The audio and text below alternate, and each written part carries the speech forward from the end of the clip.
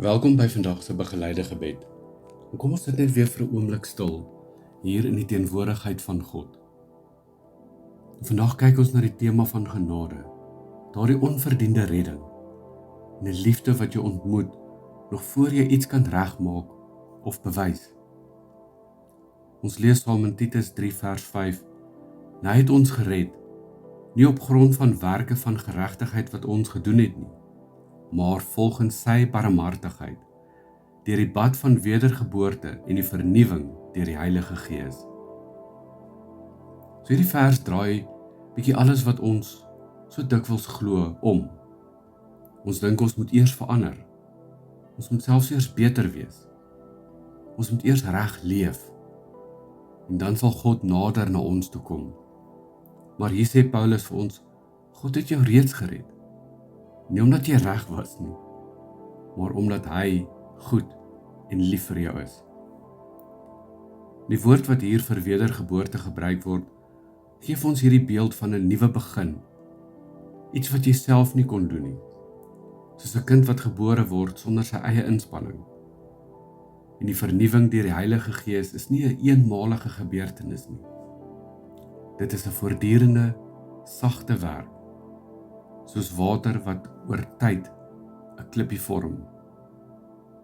Dit beteken selfs vandag vir ons, presies waar jy is, met jou moegheid, met jou onsekerheid, dalk 'n bietjie skuldig, is God se genade reeds aktief in ons lewens. Nie omdat ons dit verdien nie, maar omdat hy ons liefhet. So ek wil jou vra, terwyl jy so sit, wil jy nie net jou oë toemaak en hierdie saggies in jou hart saam met my fluister nie. Nie deur my werke nie, maar deur u genade.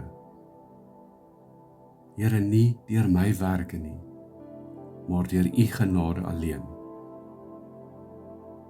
En maak jou hande oop op jou skoot as teken van ontvangs en sê hierdie saggies saam. Here, ek ontvang wat ek nie kan verdien nie. Here, ek ontvang elke dag wat ek nie kan verdien nie. Laat dan net vir so 'n oomblik stil te wees in jou gedagtes, in jou hart. Daar is geen druk om nou te verander nie, maar net om te ontvang.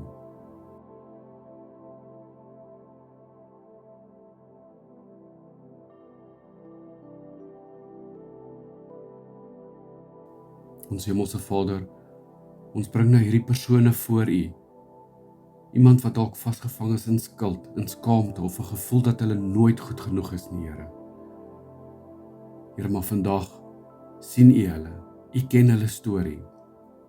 En laat hulle u genade beleef, nie net as 'n idee nie, maar Here, as 'n werklikheid in hulle lewe.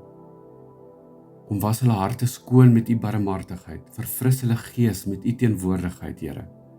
En herinner hulle dat u nie wag vir hulle perfeksie nie. U kom juis in hulle gebrokenheid.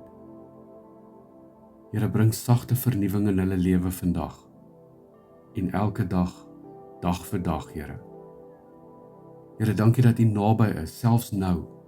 Dankie dat u werk in my lewe nie begin deur my pogings nie, maar deur u liefde alleen. Ek vertrou dat u genade my sal dra, my sal vorm en my sal nuut maak. In Jesus naam bid ek dit. Amen.